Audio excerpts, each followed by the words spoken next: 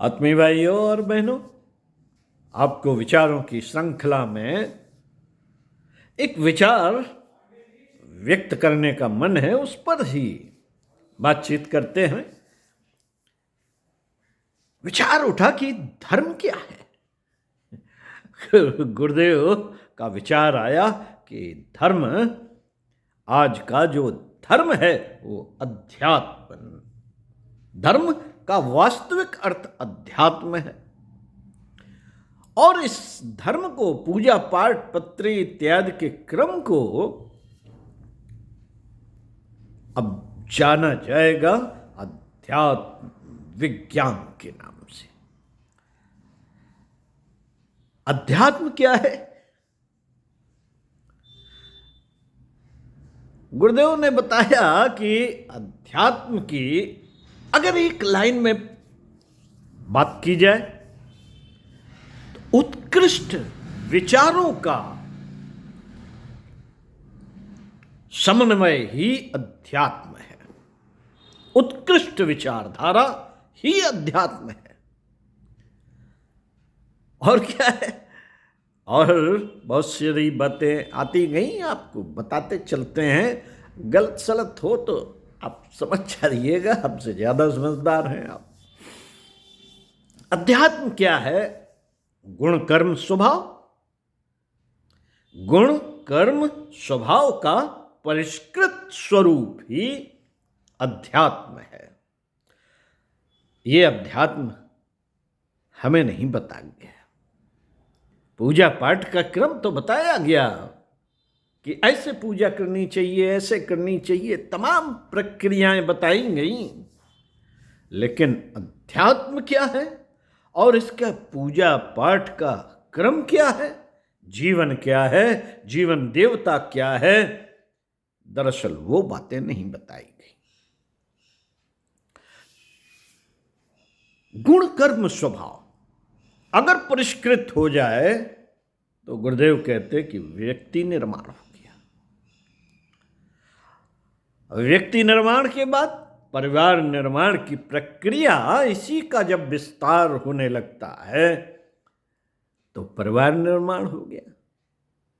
और जब समाज में इसका स्वरूप दिखने लगता है तो समाज निर्माण। हालांकि इसके और सारे सूत्र बताए हैं। युग निर्माण सत्संकल्प के 18 सूत्र, 18 सूत्रों में से एक भी सूत्र पर अगर आप चल पड़े तो 18 सूत्र पता नहीं कब आपके जीवन में उतर जाएंगे और आपका जो वास्तविक स्वरूप है वो सामने आ जाएगा। साथियों, गुण कर्म स्वभाव तो सभी के अच्छे होते हैं। लोग कहते हैं कि हमारे तो गुण अच्छे हैं, हमारे अंदर जो गुण हैं वो दूसरे में नहीं है। गुरुदेव एक प्रवचन में कहते थे कि बेटा, ढोलक तो सभी बजा लेते हैं, लेकिन ढोलक बजाने का गुण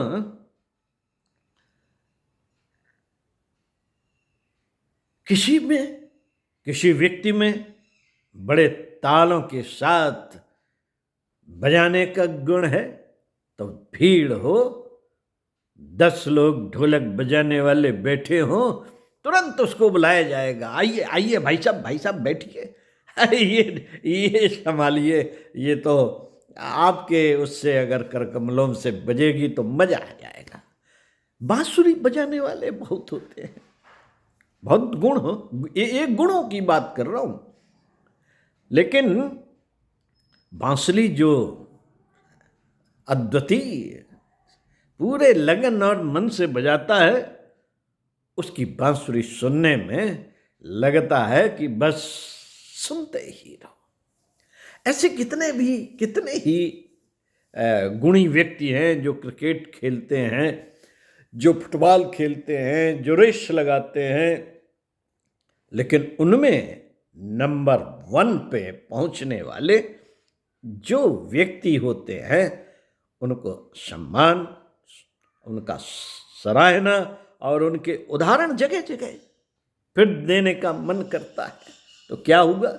गुण अगर परिष्कृत हों, कर्म, अब आ जाइए कर्म पे, कर्म यदि परिष्कृत हों, अच्छे हों, अच्छे कैसे?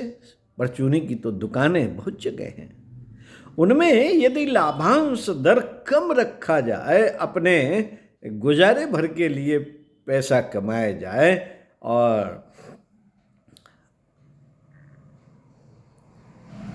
तो वो कर्म उसका आध्यात्मिक हो जाएगा।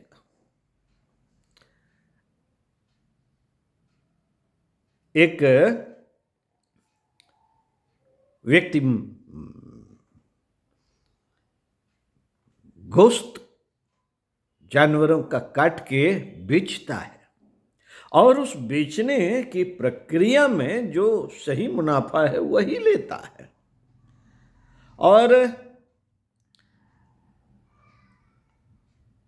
उस पैसे से, कमाए हुए धन से, जो कि उसका व्यवसाय है तो गलत, लेकिन अगर उस व्यवसाय से कमाई हुई राशि वो अपने बीवी के उचित इलाज, अपने वृद्ध माता पिता के उचित इलाज और अपने परिवार का भरण पोषण करने में खर्च करता है, और अपने लिए, अपने मौज शौक में उसे खर्च नहीं करता, तो उसका कर्म, गोश्त बेचना भी उसका कर्म ईश्वर पसंद करता है। बहुत सारे उदाहरण हैं, कोई अजामिल का उदाहरण था, एक दो कहानियों में भी इसके उदाहरण मिलते हैं कि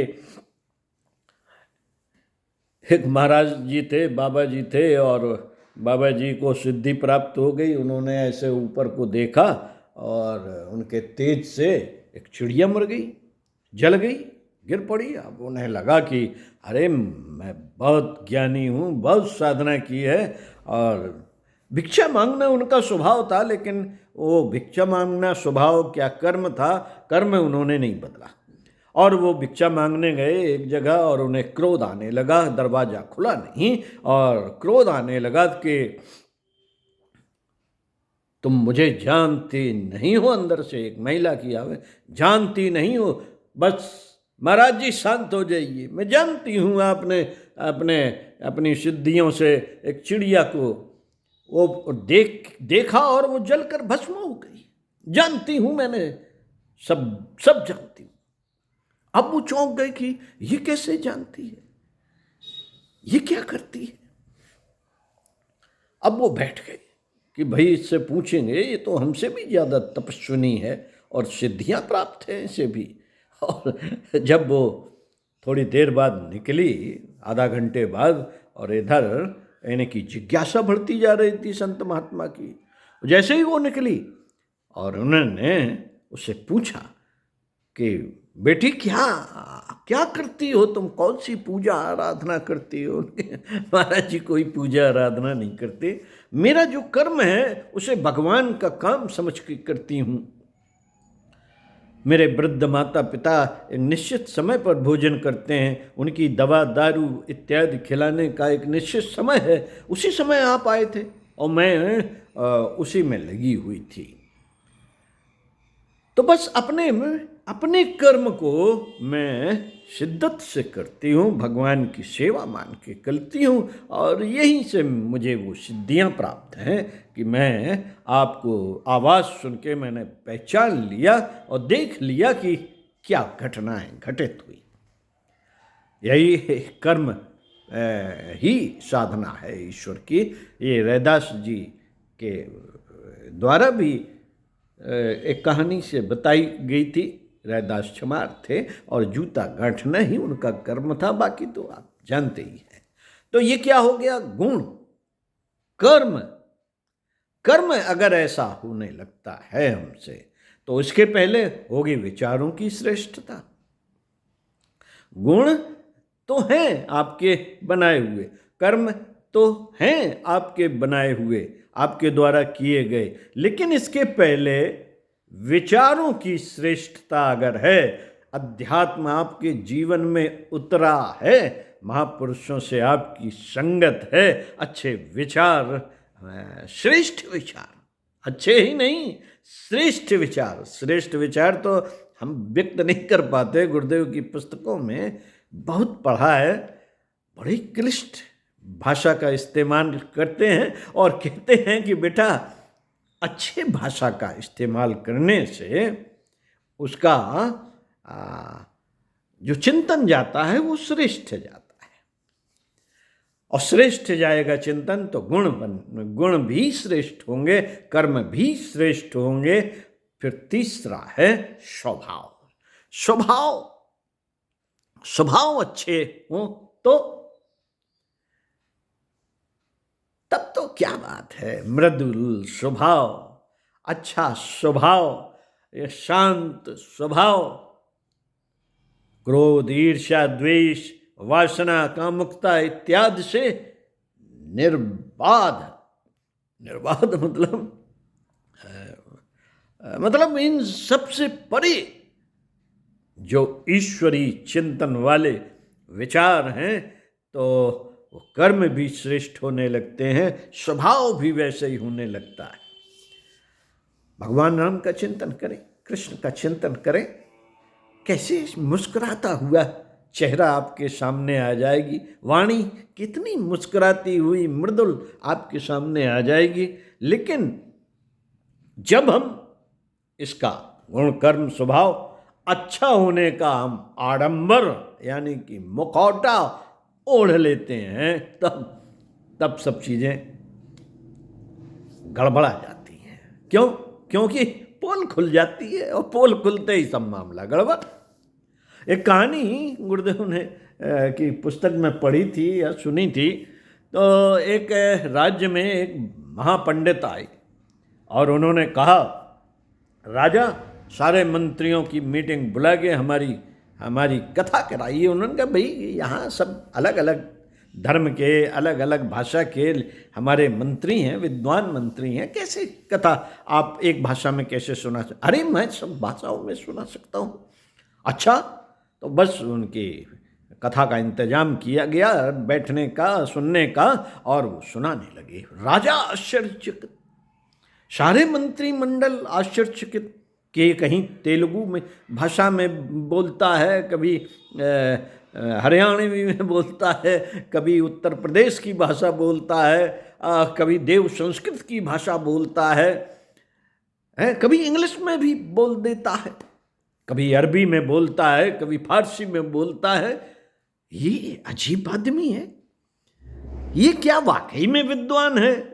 राजा ने अपने मंत्री से पूछा कि क्या ये वाकई में विद्वान है? अंदर बाहर से कई स्वरूप है इसका स्वभाव कैसा है, गुण कैसे हैं, विद्वान तो है, कर्म कैसे हैं, ये पता लगाओ। मैं बहुत प्रभावित हो रहा हूं, लेकिन मैं ये सोच नहीं पा रहा हूं कि इस तरह का भी क्या विद्वान हो सकता है। और मंत्री ने कहा कि आप कल आज तो ये आसन पे बैठ गया है और उठने ही वाला है, और मैं थोड़ा दूर बैठा हूँ, कल आपसे मैं इसका उत्तर दे दूंगा, तो ये सामने आ जाएगा क्या है वाकई में। गुण कर्म स्वभाव इसके ऐसे ही हैं। बस स्वभाव की बात जांचने के लिए जैसे ही दूसरे दिन उसने कथा सुना के, पंडित जी ने कथा सुना के, उस विद्वान व्यक्ति ने कथा सुना के जैसे ही नीचे उतरने लगा, बीरबल मंत्री जी वहीं आसन के समीप थे, और जैसे ही वे उतर के सीढ़ियों से नीचे उतरने लगा, बीरबल ने उसे धक्का दे दिया और वो वहाँ गुलाटी खाते हुए नीचे गिरा। और नीचे ही गिरते उसकी आंखें चढ़ाई, क्रोध से मुंह तमतमा आया, और तमतमा आंखें वो संस्कृत में नहीं बोला, वो शुद्ध देसी हिंदी में, अबे साला किसने हमें धक्का दिया है और मैं ये कर दूंगा, गालियां बकते हुए उसने अपना जब स्वरूप दिखाया। सब बीरबल जी ने हाथ जोड़ के कहा, महाराज धक्का तो हमने ही दिया था यही जानने के लिए कि आपका स्वभाव कैसा है। तो स्वभाव अगर अच्छा है तो गुण कर्म स्वभाव ये तीनों मिलके अध्यात्म की परिभाषा करते हैं। हमारा अध्यात्म पहली बात टिकेगा विचारों की श्रेष्ठता से, और विचार यदि श्रेष्ठ हैं तो निश्चित ही हमारे गुण, मान लीजिए हमारे चित्रकारिता में गुण है तो निश्चित ही हम उस चित्रकारिता में अपने मन वाणी कर्म वचन और सारी शक्तियां जो भी हैं हमारी उस चित्र में लगा देंगे, लगन से बनाएंगे चित्र तो वो अद्वितीय हो जाएगा। तो गुण कर्म स्वभाव जब अच्छे बनते हैं साथियों तब व्यक्तित्व का निर्माण होता है। पर्सनालिटी डेवलपमेंट इसी को कहते हैं। ओम शांति। तो मिलते हैं फिर आपसे अगले वीडियो में। ओम शांति।